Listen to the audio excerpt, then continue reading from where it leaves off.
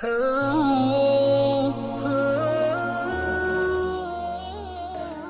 Ibnu Hajar Al-Haytami rahimahullah, beliau hidup di tahun 909 Hijriah sampai dengan 973 Hijriah.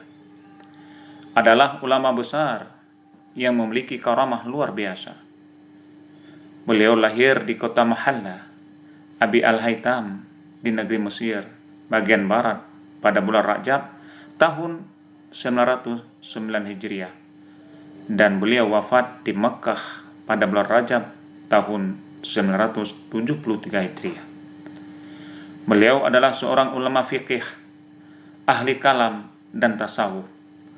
Karangan-karangan beliau yang sangat populer adalah kitab Tuhfatul Muhtad, atau yang lebih dikenal kitab Tuhfah, yang oleh santri di Indonesia, khususnya di Aceh, banyak santri yang mengkajinya. Bahkan ada ulama yang sudah mengkhatam beberapa kali. Ibnu Hajar Al-Haytami sudah yatim sejak kecil. Ia adalah penghafal Al-Quran sejak usia yang masih sangat muda. Keadaan beliau sangat yatim membuatnya diasuh oleh Imam Samsuddin bin Abi Al-Hamayil dan Imam Samsuddin As-Sinawi. Imam Samsuddin As-Sinawi kemudian memindahkan Syekh Ibnu Hajar Al-Haytami ke makam Ahmad Al-Badawi. Disitulah beliau mempelajari dasar-dasar keilmuannya. Pada tahun 924 Hijriah, beliau pindah ke Masjid Al-Azhar, belajar pada ulama-ulama, pada syekh-syekh yang ada di Mesir. Kegemelangan beliau membuat guru-guru beliau memberikan izin untuk mengajar dan berfatwa sejak sebelum berusia 20 tahun. Beliau sudah menguasai berbagai ilmu, di antaranya ilmu tafsir, ilmu hadis, ilmu kalam, ilmu fikih, usul fiqh, ilmu waris, ilmu hisab, nahu, saraf, ilmu ma'ani, ilmu bayan, ilmu mantek dan tasawuf. Pada akhir tahun 933 Hijriah, beliau pindah ke Mekah untuk tujuan berhaji hingga beliau tinggal di sana.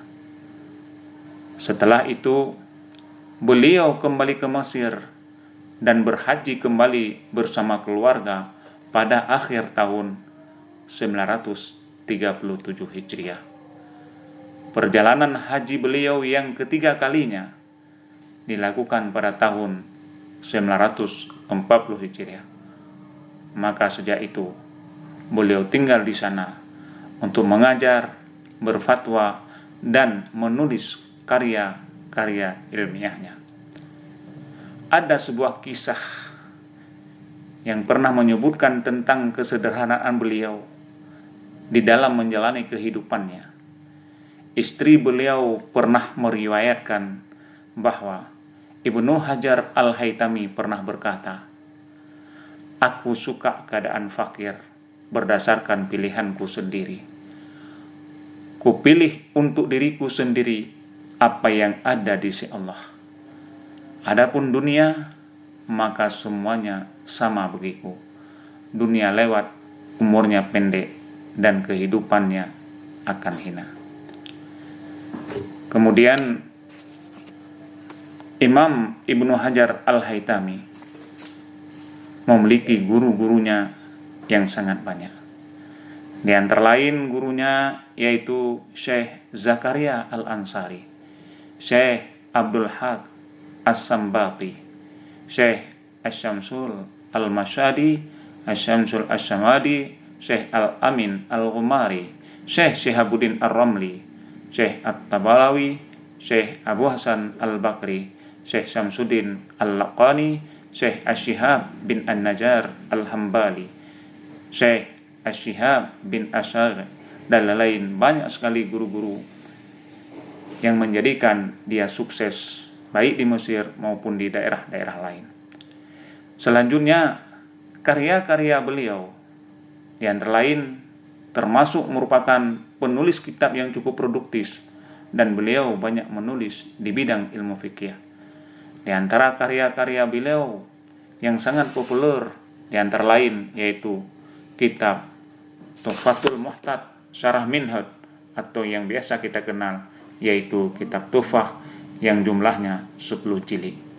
Sebuah kitab fikih di dalam mazhab Syafi'i yang sampai saat ini dipakai dalam sekolah-sekolah tinggi Islam di seluruh dunia, bahkan di Indonesia dan khususnya di Aceh.